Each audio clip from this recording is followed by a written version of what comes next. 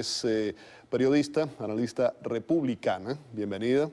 Alfredo Ortega. Alfredo Ortega es analista político republicano. Apoya a Ted Cruz, ¿no? Apoyas a Ted Cruz. Y por acá no están viendo doble, no.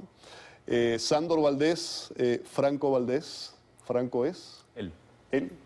Sándor. Sándor yo.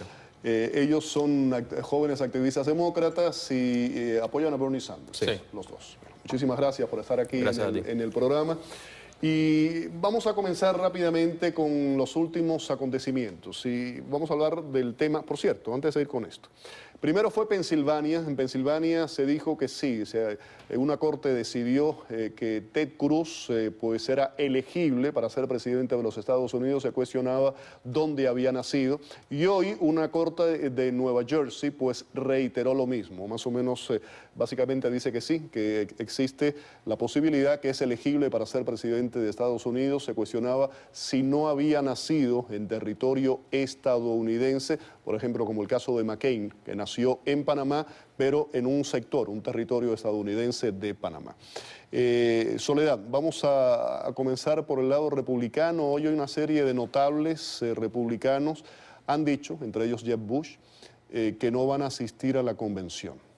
La verdad es que me parece lo peor que podemos hacer como partido, porque estamos llegando a una convención donde probablemente, según los números indican, no va a haber ningún candidato con la nominación asegurada, ¿no? Ningún candidato va a lograr esos 1.237 delegados. Entonces, ¿qué implica esto? Según las normas de la convención, supongamos que Donald Trump tiene 1.000 delegados y que Ted Cruz tiene 800 delegados. Esos delegados que llegan por cada uno de los candidatos solo están obligados a votar a favor de su candidato en la primera votación, la primera rueda. Para la segunda votación, si es que nadie consigue una mayoría absoluta, que es lo que se supone que va a pasar, solamente ya hay un 60% de los delegados que pueden cambiar de opinión. En la tercera ronda de votación, un 80% de los delegados pueden cambiar de candidato. Eso significa que durante esa convención se puede definir algo totalmente diferente a lo que vino pasando hasta ahora. Eso de llegar además a la segunda ronda solamente ha ocurrido una vez. Pero dado el contexto que estamos viviendo, no sería... Y no fue en el 76, como mucha gente piensa que fue durante la tradicional de Gerald Ford, no fue en el 76. En el 76, en la segunda, se solucionó el problema. Pero considerando cómo llegamos a esta convención y con la controversia que ha habido en este ciclo electoral, no sería ridículo pensar que podemos tener más de una votación. Entonces, es importante que el partido se vea cara a cara, que se debata, que cada uno exprese sus ideas y sobre todo figuras tan relevantes como, por ejemplo, Jeb Bush. Claro. ¿Y Alfredo, qué piensas? La situación del partido es crítica y eso creo que lo reconoce todo el mundo. El hecho de que Donald Trump esté donde está creo que es bastante preocupante. Es obvio que el establishment, que los políticos tradicionales no están con él.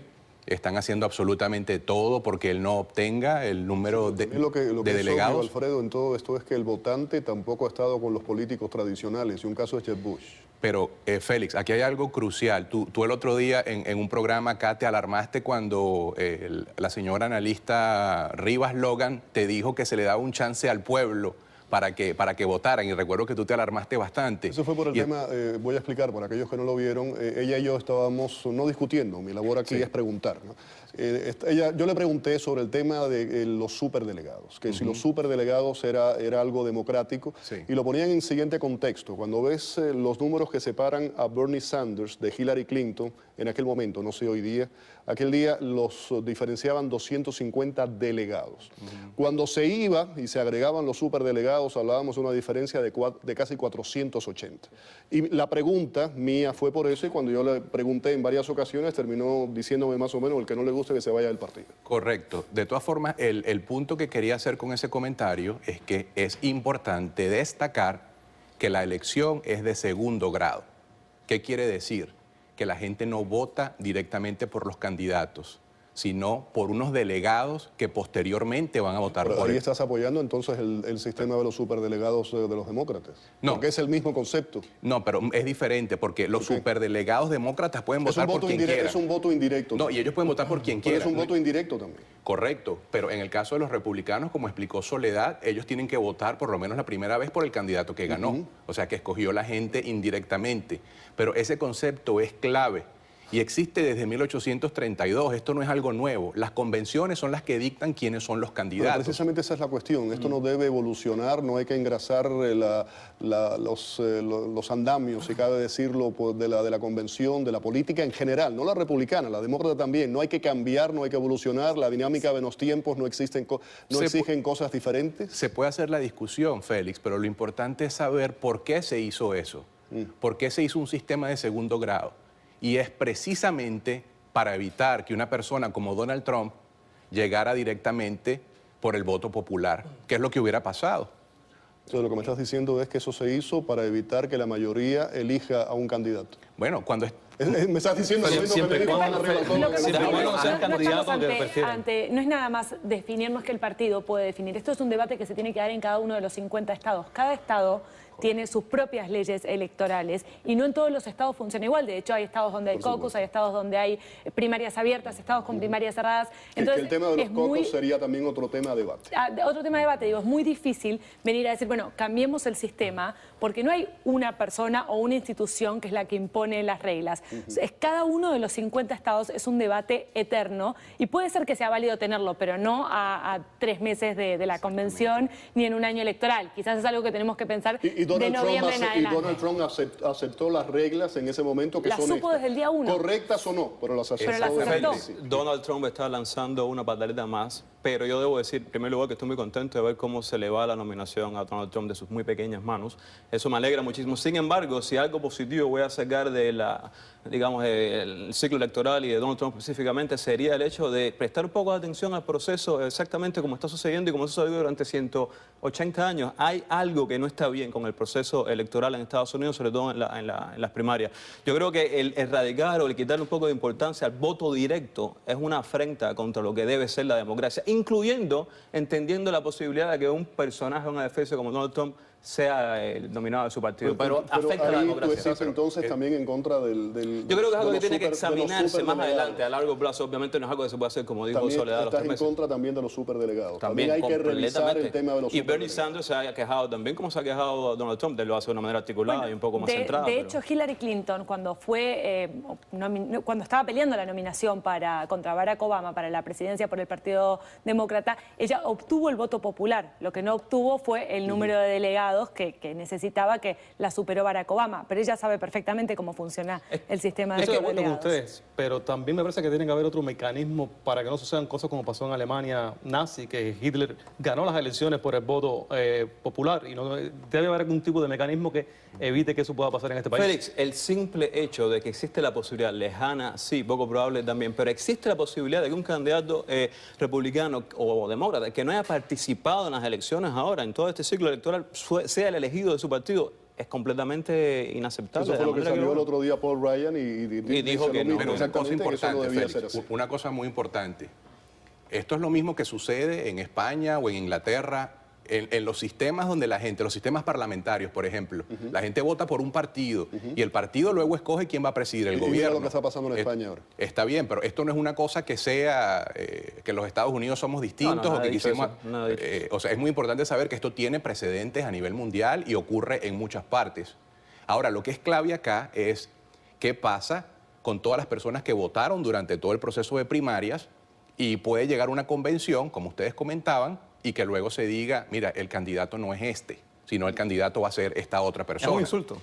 Yo creo que el candidato tiene que ser alguien que haya por lo menos estado en el proceso de primarias. Y a este punto diría yo que si no es Trump, por mucho que no me guste, si es el candidato que llega con mayor cantidad de votos, es el favorito para obtener la nominación. Déjame decirte algo con relación a esto. Y a mí no me simpatiza Trump, que lo he dicho, y pocas veces me entro en ese tema, pero lo he dicho en varias ocasiones, por razones obvias. Según los números, existe la posibilidad que Trump llegue a Ohio con entre 1.050 a 1.150 delegados. Esos son los números más o menos de lo que puede ocurrir. Vamos a ponerlo en el medio, 1.100. ¿Cómo se le dice cuando tienes una diferencia de 137 delegados? Lo bloqueamos, usted no va a ser aquí el nominado. Muy sencillo. ¿Y cuál es el mensaje? Olvídate ahora de las reglas del partido. ¿Cuál es el mensaje que se le envía al votante que está desilusionado, no cree en la clase política y dice esto no funciona y dicen, pero yo voté por ese señor? puedo agregar una cosa ahí. Me parece que obviamente hay que escuchar al votante, lógicamente es la base de la democracia, pero también hay que leer bien los números. Si Trump no llega con esos 1.237 delegados, llega con 1.000, 1.050, 1.100 delegados, implica que como hasta ahora el 60% del electorado republicano no lo eligió. Con lo cual, si bien hubo una mayoría de personas que votaron por él, la mayoría del electorado no votó por él. Correcto. Y 1.237 no es un número sacado debajo de la manga, es la mitad de los delegados más uno. Claro, entonces, eso que dice Soledad es clave. Y lo otro que ella mencionó que es clave es que cada estado tiene sus reglas. Esto es una federación. Aquí cada estado es prácticamente un país.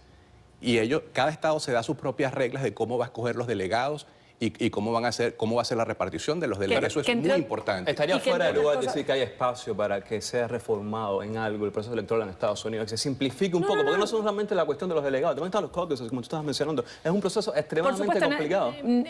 A ver, coartar el debate no es sano para nada, mucho menos para la democracia, que es un debate válido a tener sin lugar a dudas, pero no es fortuito que el sistema sea como es. De alguna manera, al ser un país tan federal, al ser un país donde es importante que cada estado tenga representación, porque si tuviéramos una votación directa, más allá del proceso de primarias, vayamos a una elección general, si fuera por votación directa, con que haya un candidato que convenza a California, a Nueva York y a Texas, ya tiene ganado el resto del país. Correcto. Si convence esos 3 estados, no importa lo que piense el americano de ninguna otra región, porque ya podría ganar el voto popular.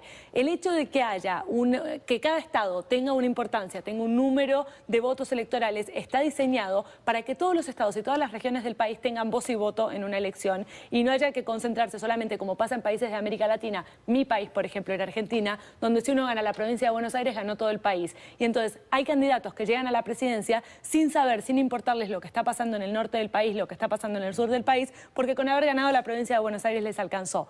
Es verdad que es complicado, es verdad que vale tener un debate sobre esto, lógicamente vale tener un debate sobre esto, pero también fue diseñado por un motivo específico y por tratar de preservar la identidad de cada uno de los estados y la voz. En esta elección, que es una elección totalmente atípica, está el señor Trump, que es el que tiene la mayor cantidad de delegados en ese momento por el lado republicano, estamos hablando. El segundo es Cruz, que es además tu candidato. Soledad no apoya a nadie, dice que no tiene un candidato en este momento. El tema es quién es el candidato del establishment en este momento. Lo fue Jeb Bush, después se dijo que era Marco Rubio. ¿Realmente Cruz representa la ideología del Partido Republicano o es el menos malo y hay que escoger a un candidato? Hay que apoyar a alguien. Es el menos malo, me parece que Ted Cruz es un conservador tradicional, aunque no necesariamente sea el candidato que hace 6 meses atrás la mayor parte del electorado creía que iba a llegar a ser el nominado. Creo que en este momento el establishment no está claro no están apoyando claramente a un candidato como pasó por ahí al comienzo de este ciclo electoral con Jeb Bush. En este momento no le quedan muchas opciones. No hay muchas opciones, pero entre otras cosas, como candidato, no sé si Ted Cruz quiera convertirse en el candidato del establishment, porque hasta ahora lo que hemos visto es que convertirse en el candidato del establishment ha acabado con varias campañas. Entonces, yo no digo que Ted Cruz le convenga, sino lo que el partido le interesa. Yo la verdad es que creo que a esta altura hay que esperar hasta la convención. Me parece que en la convención puede pasar cualquier cosa. Alfredo. No, definitivamente no es el candidato del establishment. Él llama a lo que ocurre en Washington. Él ha sido tan crítico. A lo mejor no hice la pregunta bien hecha. No es que sea el candidato del establishment, sino en este momento no queremos a Trump. ¿Cuál es la otra opción? Cruz. Y hay que poner. Y por eso tiene gente como Jeb Bush y Lindsey Graham que han salido a apoyarlo abiertamente. Porque antes que Trump prefieren a Cruz. Pero si alguien ha sido crítico... Pero ahí volvemos ahí vamos al menos malo. Sí. Bush y Cruz no tienen absolutamente nada que ver. Bueno, pero Bush lo está apoyando. Pero ahora, lo está apoyando porque es una estrategia política. Volvemos a lo que hay en este momento. Creo que en ese sentido fue mucho más claro Marco Rubio cuando dijo, en este momento, entre los candidatos que están todavía corriendo por la nominación, creo que Ted Cruz es el que mejor nos representa con los valores conservadores, pero no quiere decir que esté haciendo un apoyo explícito a Ted Cruz. Correcto, pero lo más importante acá es que estamos ante la presencia de la implosión del partido, en mi criterio, que el 90% de los votos o un porcentaje similar esté con Trump y con Cruz, quiere decir que la gente no quiere saber nada de los demás. Y había candidatos extraordinarios. Yo creo que Jeb Bush hubiera sido un candidato extraordinario, pero la gente ni siquiera lo tomó en cuenta.